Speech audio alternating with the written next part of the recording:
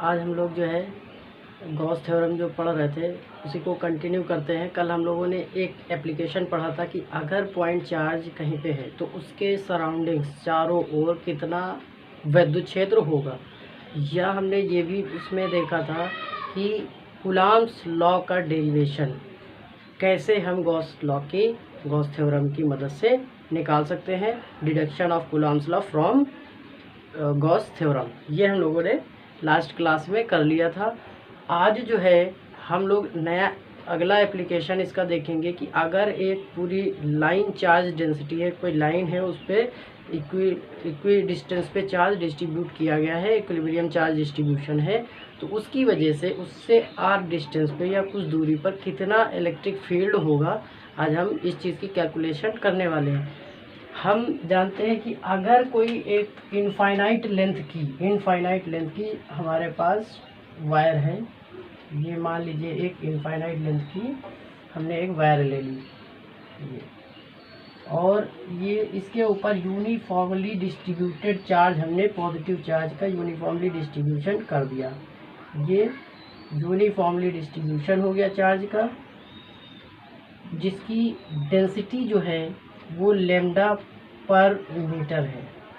1 metre में lambda charge उपस्थित है। ठीक है, तो अब मान लीजिए जो चार्ज डेंसिटी है इसके लिए वो हम लोग लेमडा यूज़ करेंगे। ठीक है, अब हमारे पास कूलॉम्स लॉ की मदद से हम इलेक्ट्रिक फील्ड नहीं निकाल सकते थे, क्योंकि कूलॉम्स लॉ की मदद से केवल पॉइंट चार्ज की ही हम जो है इलेक्ट्रिक फील्ड निकाल सकते हैं। तो गॉस ने ये थ्योरम दे करके ये काम बड़ा इजी कर दिया कि अगर कहीं पे कंटिन्यूअस चार्ज डिस्ट्रीब्यूशन है तो आप वहाँ पे इजीली जो है इलेक्ट्रिक फील्ड कैलकुलेट कर सकते हैं।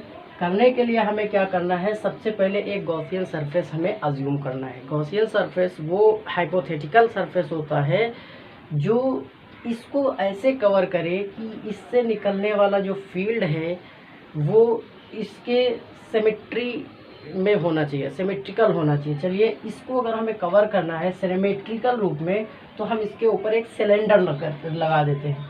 हम अज्यूम करते हैं कि एल लेंथ का मैंने एक सिलेंडर लिया ऐसे, और इस लेंथ को मैंने पहना दिया। ये जो सिलेंड्रिकल शेप मैंने अज्यूम करके इसको पहनाया है, इसी को हम कहते हैं गॉसियन सरफेस। अलग अलग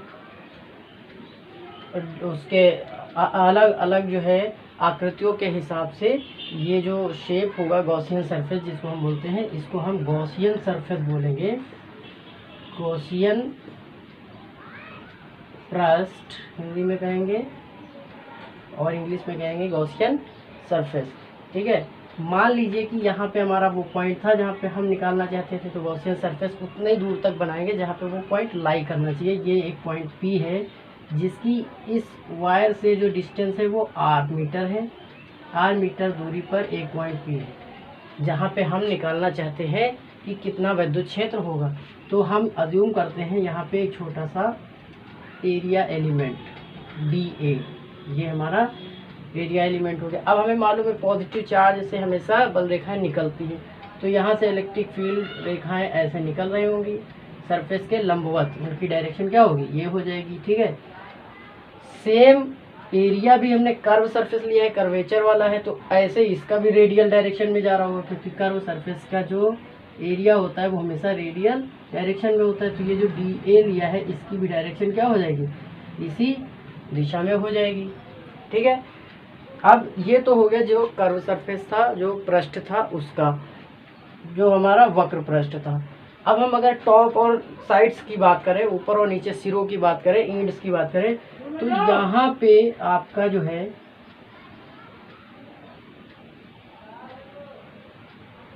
यहाँ पे आपने एक छोटा सा एरिया एलिमेंट माना जिसका डायरेक्शन क्या होगा, डी ए ऊपर की तरफ होगा, डी ए। यहाँ पे इलेक्ट्रिक फील्ड तो वैसे ही जा रही होगी इसी डायरेक्शन में, ये हमारी इलेक्ट्रिक फील्ड की डायरेक्शन होगी।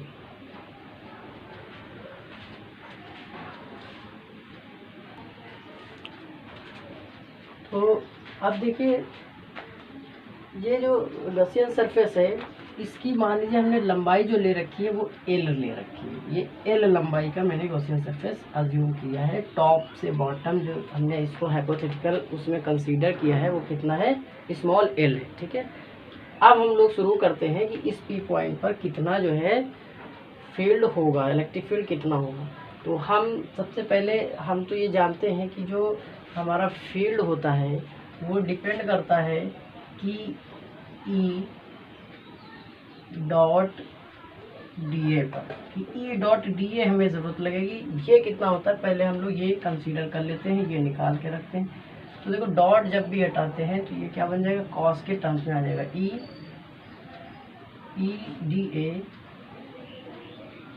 डी ए कॉस थीटा, ये हमारा फॉर्मूला हो जाता है। अब यहाँ पे हमने क्या अज्यूम कर रखा है कि ये जो लेंथ है इसमें जो चार्ज डेंसिटी है, charge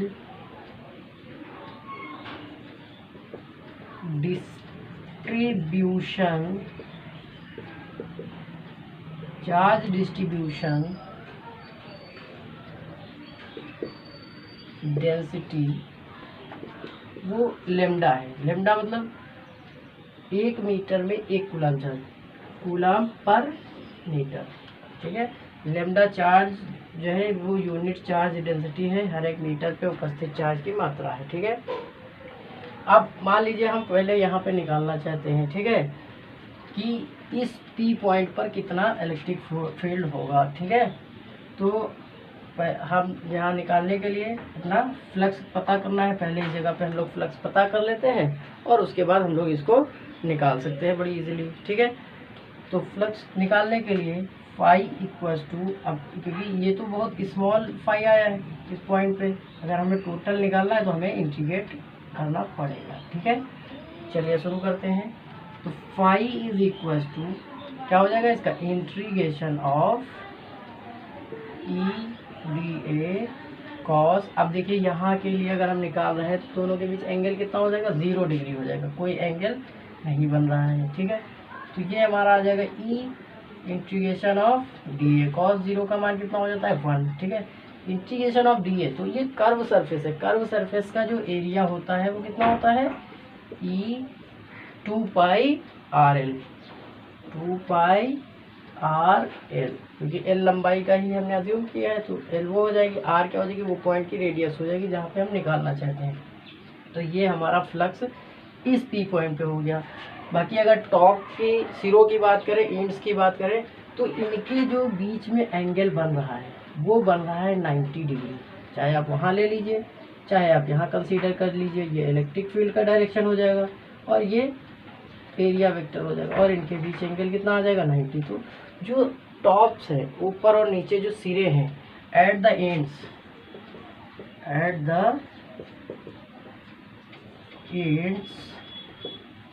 the flux will be 0 because, क्योंकि theta is equal to 90 degree, इसलिए यहाँ पे एंगल क्या हो गया 90 डिग्री हो गया। तो इधर की तरफ कोई भी इलेक्ट्रिक फील्ड नहीं जाएगा, ठीक है। अब हम लोग ये हमें पता चल गया, तो नेट जो हमारा फ्लक्स होगा, नेट इलेक्ट्रिक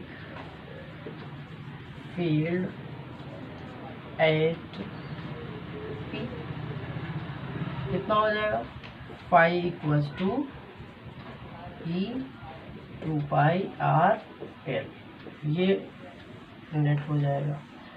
अब हम लोग यहाँ पे according to Coulomb's law, next इसको रफ करते हैं, आप लोग नोट कर लीजिए, फिर नेक्स्ट हम करते हैं।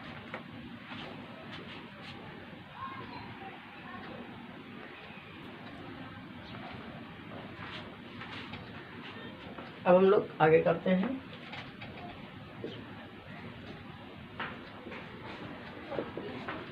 अकॉर्डिंग टू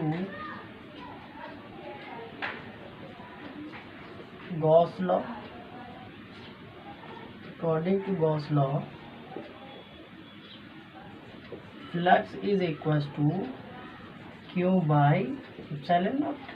या अब यहाँ तो हमको 1 मीटर पे यूनिट लेंथ पे हमें पता है कि चार्ज कितना है, लेमडा है। तो एल लेंथ पे चार्ज कितना हो जाएगा भाई, यूनिट लेंथ पे लेमडा चार्ज, तो एल लेंथ पे लेमडा इंटू एल, तो ये क्या हो जाएगा lambda into L by epsilon not. हम ये यूज़ कर सकते हैं। अभी हम लोगों ने जो डिराइव किया था वो भी फ्लक्स था, ये भी फ्लक्स है, दोनों को इक्वेट कर देते हैं, है ना। वो जो हमने पहले इक्वेशन लिखी थी ये वाली, है ना, कि तो उसको अब हम लिख लेते हैं कि E into 2πRL is equals to lambda L by epsilon not. तो यहाँ से हमारा E निकल आएगा, E इज इक्वल्स टू, ये सब अपॉन में आ जाएगा, ठीक है। तो lambda L by 2πRL epsilon not, L से एल क्या हो जाएगा, कैंसिल हो जाएगा। तो हमारा क्या बचा, lambda upon 2π epsilon naught into R. तो ये हमारा इलेक्ट्रिक फील्ड आ गया, lambda by 2π epsilon naught into R. तो ये हम देख रहे हैं कि अगर चार्ज डेंसिटी के टर्म्स में दिया गया है तो इलेक्ट्रिक फील्ड जो है वो रेडियस के इन्वर्सली प्रोपोर्शनल होता है, ठीक है। अगर इसी को आप वेक्टर फॉर्म में लिखना चाहते हैं तो E के साथ इसमें R जो है, R ये तो डेंसिटी है, R ही इसमें जो है डिस्टेंस है, रेडियस है, जो कि एक निश्चित दिशा में होती है। तो इसके लिए हम इसका यूनिट वेक्टर यूज़ कर देंगे और ये हमारा वेक्टर फॉर्म हो जाएगा कि अगर इलेक्ट्रिक फील्ड को आप दिखाना चाहते हैं वेक्टर फॉर्म में, और इसका जो मात्रक होता है न्यूटन पर कूलाम ही रहेगा, ठीक है, न्यूटन पर कूलाम, ठीक है।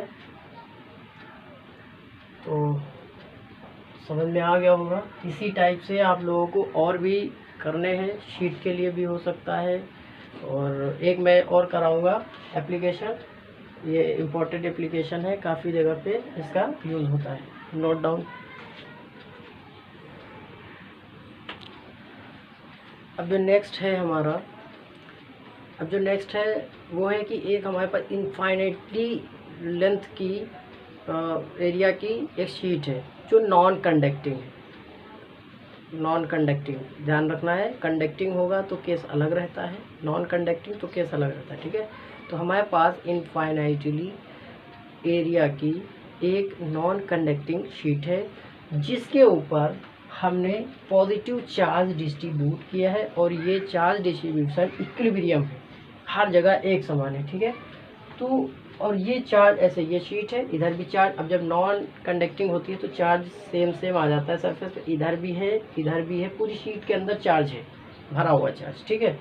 तो अब इससे हमने एक पॉइंट लिया, ऐसे रखा हुआ है, तो इससे एक पॉइंट इस डिस्टेंस पे, ऐसे इधर का r डिस्टेंस पे एक पॉइंट हमारा है P, यहाँ पे हमारा एक पॉइंट है P, सेम उतना ही इधर भी हमने ले रखा है ऐसे करके, इधर भी r डिस्टेंस पे एक हमारा पॉइंट है, मान लीजिए इसको हमने P डैश लिख दिया, एक P पॉइंट है और एक P डैश पॉइंट है इस शीट से r डिस्टेंस पे। यहाँ पे हम निकालना चाहते हैं कि कितना इलेक्ट्रिक फील्ड होगा, या इतनी दूरी पर इसके चारों तरफ कितना इलेक्ट्रिक फील्ड होगा, ये हम कंसीडर करना चाहते हैं, ठीक है।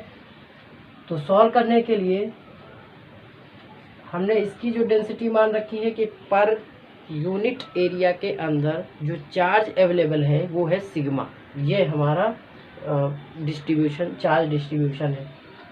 अब इसको कवर करने के लिए हमने एक गॉसियन सरफेस अज्यूम किया जो एक सिलेंडर के शेप में है, सिलेंडर रखा और बड़ा करते चले जाएंगे तो शीट पूरी की पूरी शीट उस सिलेंडर के अंदर आ जाएगी और हम टोटल इलेक्ट्रिक फील्ड निकाल पाएंगे। तो चलिए शुरू करता हूँ, ठीक है। इसकी वजह से हम जो नेट इलेक्ट्रिक फील्ड निकालेंगे वो दो जगह होगा, एक पी की तरफ भी होगा, साइड के इस साइड, सीट के इस साइड भी, और एक पी पे भी होगा। तो अब ये जब इस पे पूरा चार्ज डिस्ट्रीब्यूट है तो इससे रेडियल डायरेक्शन में इससे भी निकलेगा, सरफेस के जो डायरेक्शन हो जाएगी वो ये डायरेक्शन है जो हमने अज्यूम किया है, ये सरफेस की डायरेक्शन हो गई। इलेक्ट्रिक फील्ड भी रेडियल डायरेक्शन में निकलता है तो उसकी भी डायरेक्शन ये हो जाएगी, ये ई हो जाएगा। अगर हम इधर की बात करें तो यहाँ भी ये एरिया हो जाएगा इस डायरेक्शन में, और जो इलेक्ट्रिक फील्ड है वो भी इसी डायरेक्शन में हो जाएगा।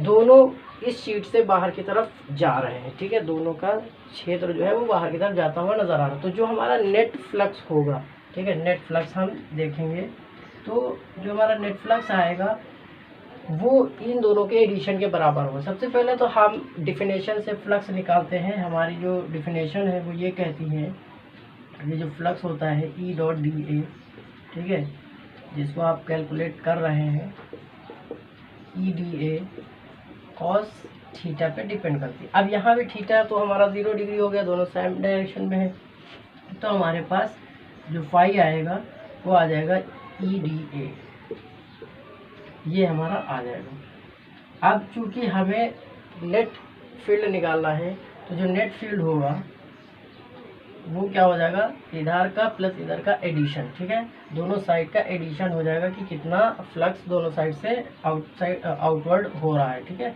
तो एक ये P dash flux on P dash on P dash plus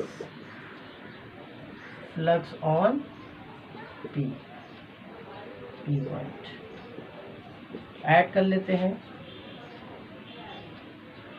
अगर हम अज्यूम कर ले कि ये एरिया ए है, ये एरिया ए है, ये एरिया ए है, तो जो हमारा ये स्मॉल फ्लक्स आया था, हमने जो स्मॉल फ्लक्स निकाला था, तो टोटल के लिए यहाँ पे क्या आ जाएगा, डी ए की जगह ए हो जाएगा, टोटल इंटीग्रेशन उसका ए आ जाएगा। तो ये भी एरिया ए है, वो भी एरिया ए है, यहाँ पे भी ई है, यहाँ पे भी ई है, तो ये क्या हो जाएगा, E A plus E A that is equal to 2EA। ये हमारा क्या हो जाएगा, फ्लक्स हो जाएगा सीट से आर डिस्टेंस के चारों ओर। अब डिफिनेशन से अकॉर्डिंग टू